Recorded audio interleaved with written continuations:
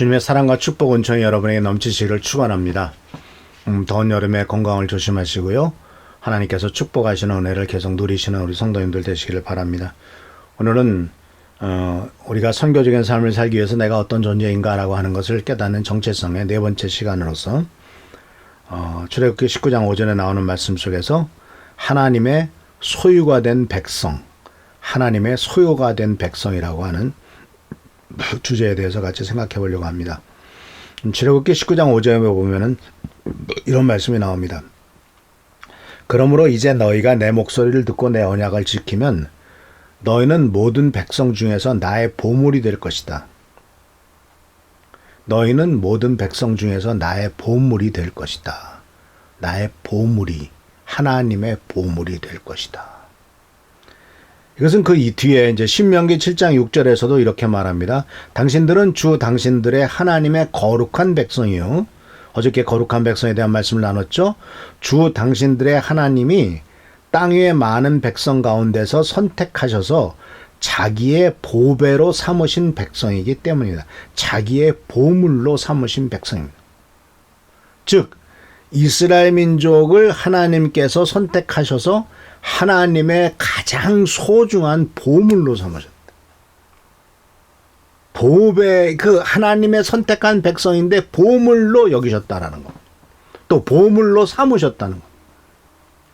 자, 우리들에게 보물이 뭘까요? 우리 사랑하는 성도님들이 가진 것 중에서 어떤 게 보물이죠?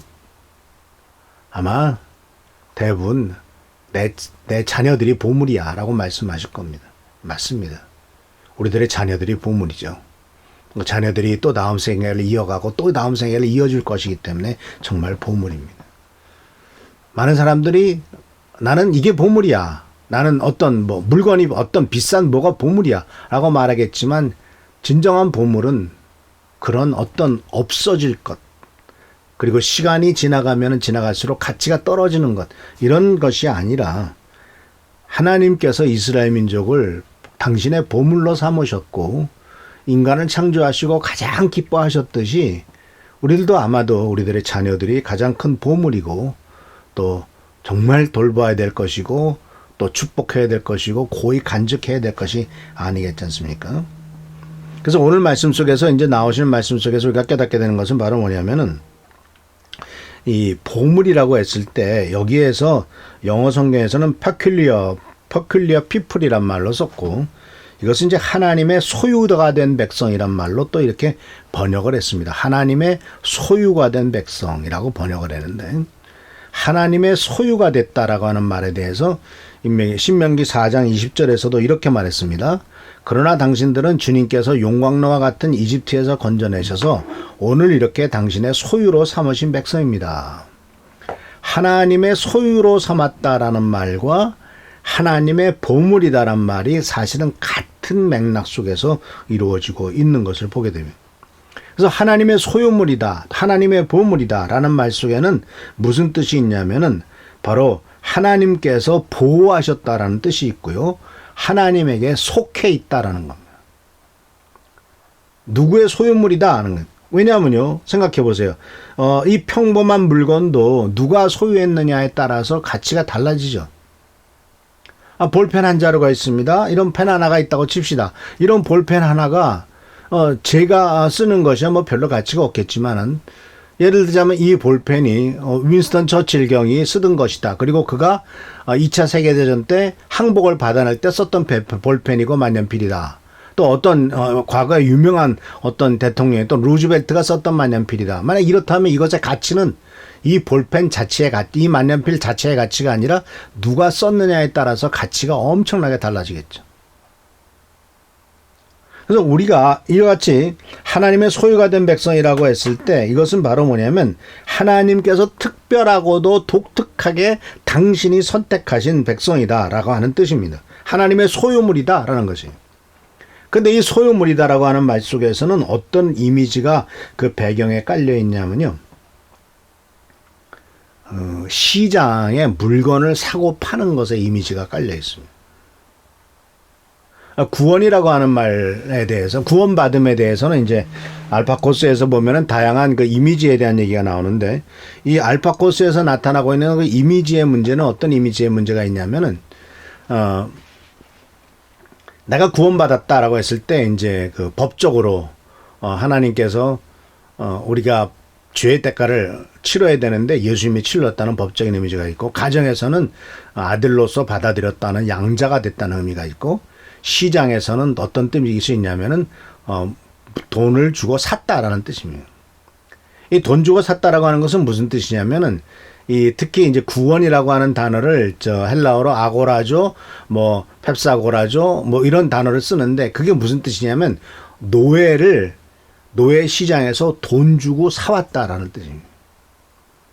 그러니까 내 돈을 치르고 노예를 사서 자유롭게 풀어줬다는 뜻도 있고요.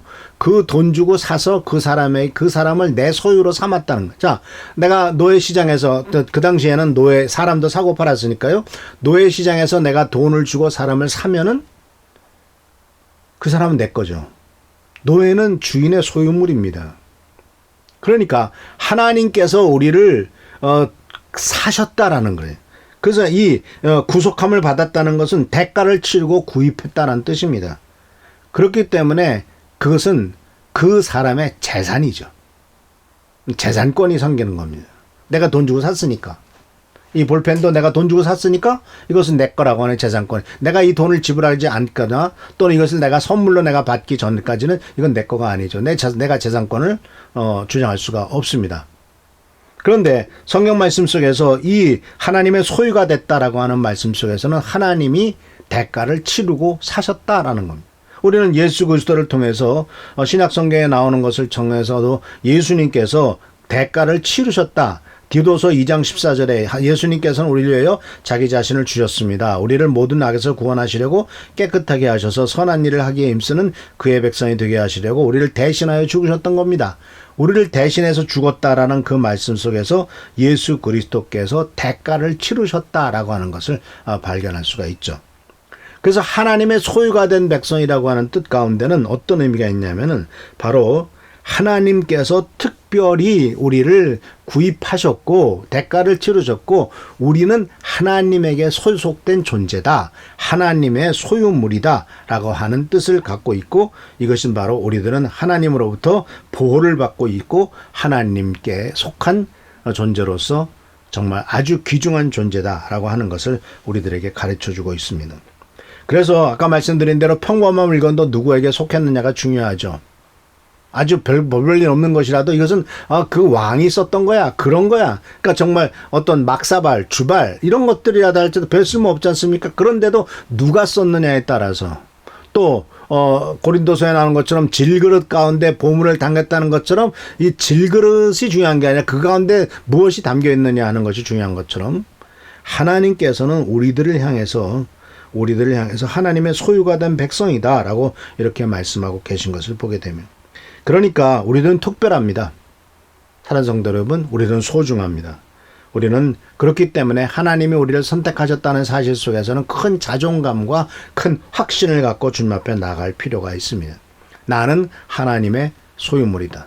또 나는 하나님의 보물이다 라고 하는 이 존재감은 결국은 우리들이 이 세상에 살아가면서 이 세상에서의 어렵고 힘든 일이 당한다 할지라도 그 존재감과 자존감으로 말미암아 충분히 이겨나갈 수가 있습니다.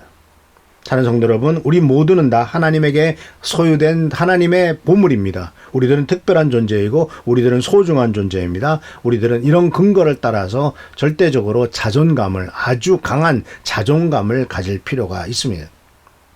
자존심을 내세울 필요는 없죠. 그러나 내가 누구냐, 나는 하나님의 백성이고 하나님의 자녀고 하나님의 왕자이고 하나님의 보물이다라고 하는 이 아주 강한 자존감 속에서 우리는 이 세상을 이겨나갈 수가 있죠. 그렇기 때문에 그런 자존감을 갖고 있을 때 우리들은 세상에서 우리를 유혹한다 할지라도 그것에 넘어가지 않겠죠. 왜냐하면 그 자존감을 유지하는 것은 거룩함 속에서 가능한 일이기 때문에 그렇습니다. 그래서 오늘 하나님께서 이스라엘 민족을 향해서 너희는 내 소유물이다 라고 말했던 것처럼 신약 성경에 와서는 예수께서 우리 죄를 위해서 십자가에 달려 돌아가심으로 우리가 하나님의 소유물이 됐고 핏값으로 사신 것이 되었다. 너희를 핏값으로 사셨다. 교회를 위해서 내가 피를 흘렸다 라고 말씀하신 이 예수 그리스도의 놀라운 그 대가로서 우리의 그 존재감을 알게 되었으니까 우리들 모두가 하나님의 소유물로서 이 거룩함과 또한 하나님의 뜻을 이뤄나가는 우리 귀한 성도님들 되시기를 축원합니다. 우리는 하나님의 소유된 백성이고 하나님의 보물이고 하나님의 보화입니다. 꼭 잊지 말고 승리하는 여러분 되시길 축원합니다. 기도하겠습니다. 좋으신 주님 은혜를 감사합니다. 하나님 우리를 부르셨습니다. 또 우리를 선택하셨습니다. 우리를 당신의 보물로 삼으셨습니다. 우리를 선택하기 위해서 기꺼이 예수 그리스도의 보혈의 능력으로서 예수님이 십자가에 달려 돌아가심으로써 우리들에게 이와 같은 큰 축복을 주셨습니다. 간절히 간구하고 나옵기는 이 모든 일들 가운데 하나님께서 역사하시고 하나님이 축복하시며 하나님이 주시는 그 은총을 잊지 않고 우리들 자신의 자존감과 존귀함을 잃지 않은 우리가 되도록 축복하여 주옵소서. 오늘도 함께 하시고 지켜보살펴 주신 것을 감사하고 예수 그리스도의 이름으로 축복하며 간절히 기도하옵나이다. 아멘. 오늘도 주님의 은총 가운데서 승리하는 하루가 되시길 바랍니다. 성도들을 위해서 우리 한희조 선생님 또한 최승규 장로님 유관한 성도를 위해서 기도해 주시고 또 금주에 휴가 가신 분들 잘 다녀올 수 있도록 아무런 어려움 없도록 기도해 주시는 여러분 되시길 축원합니다.